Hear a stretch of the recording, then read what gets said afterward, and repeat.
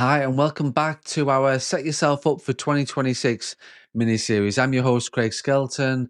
Last week, we talked about defining a clear vision and then aligning it with your values. This week, we're sort of turning our focus, shall we say, inward and backward.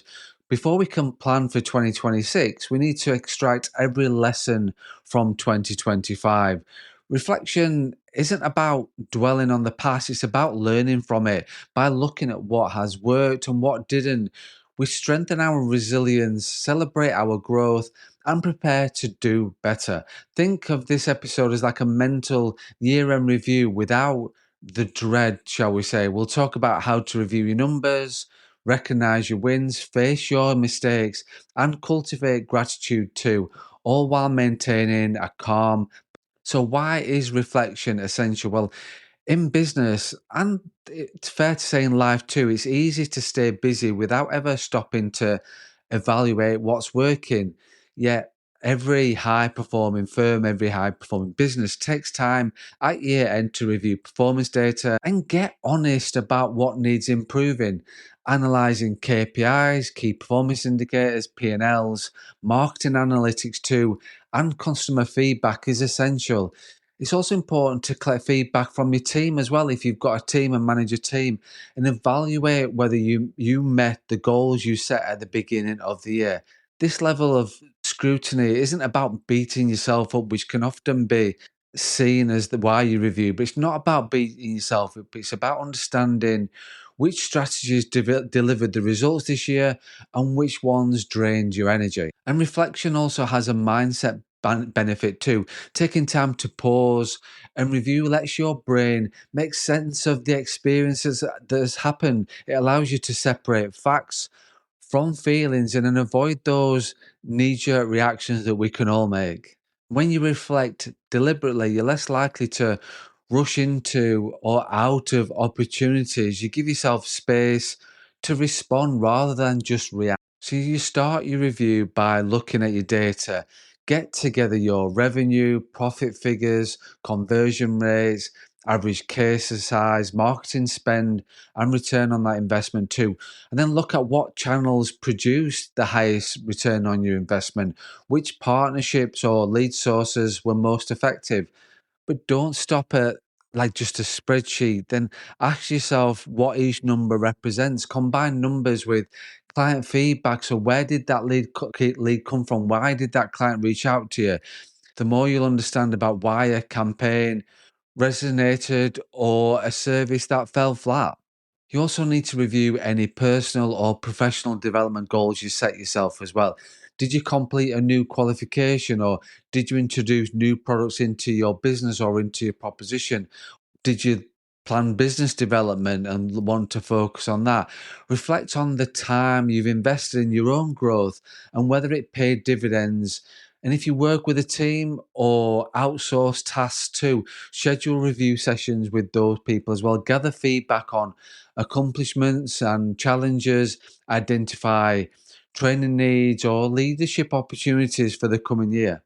Reflection isn't just about looking for weaknesses, it's equally about recognizing what went well and building from that. Celebrate successes to build momentum and build morale. What achievements made you proud this year? Did you hit a revenue target or help a record number of certain type of clients or receive a number of reviews that you set yourself as a goal? Acknowledge these wins, share them with your team if you've got one, or with your family or with your peers. It doesn't really matter, but share those successes.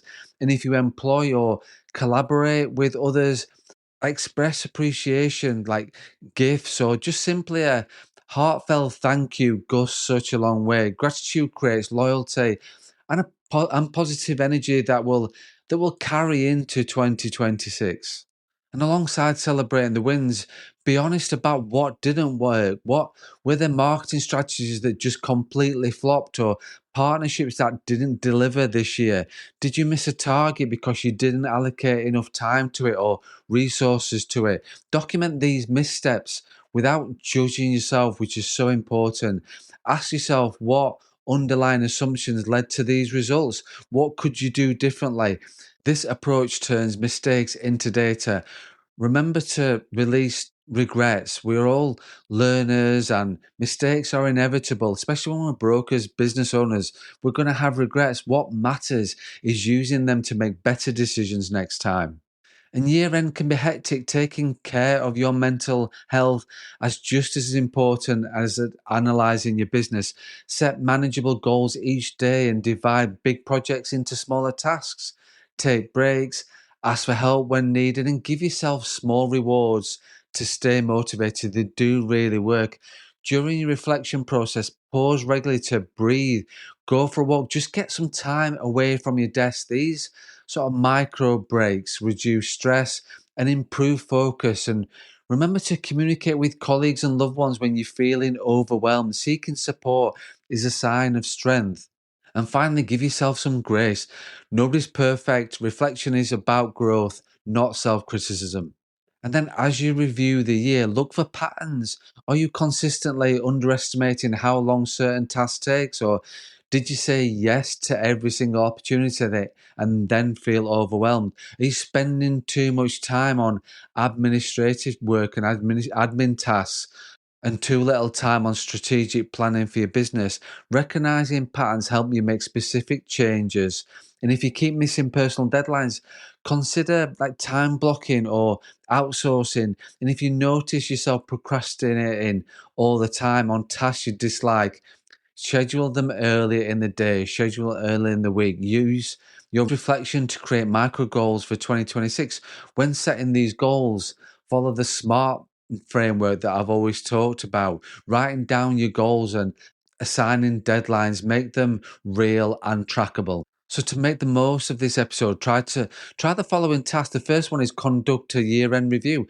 Get your data together, P&Ls, KPIs, market analytics, and client feedback. Write down what's worked well and why. Identify at least three successes and then three areas for improvement too.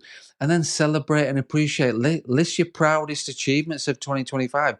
Share them with your team or your family. If you've got collaborators or contractors that you work with, thank them personally for their contributions to your business in 2025.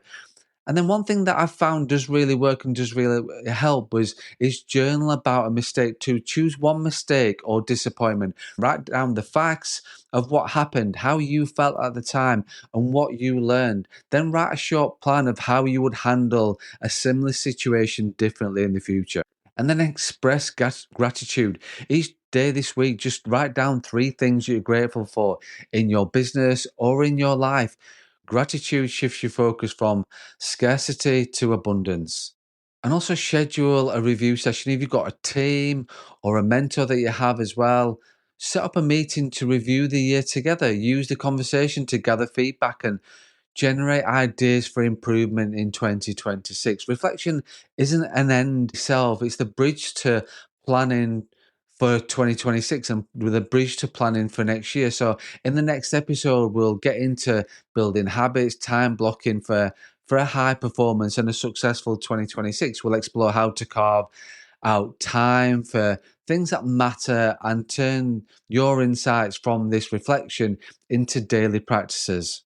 But for now, just take the time to look back and learn. This mini series is designed to help you finish the 2025 strong and start 2026 even stronger. So thank you for listening. Thank you for watching. As always, this was the second episode in the series of setting yourself up for 2026. We've covered why reflection is essential, how to analyze your year, celebrate your wins, learn from your mistakes, and cultivate gratitude and identify patterns for improvement. I encourage you to do the exercise that I talked about and give yourself credit for the progress that you've made this year. And then, like I said, next week, when we're going to be focusing on habits and time blocking. But then until then, just take care of yourself, have an amazing week, trust your journey, and remember, as always, to run your own race.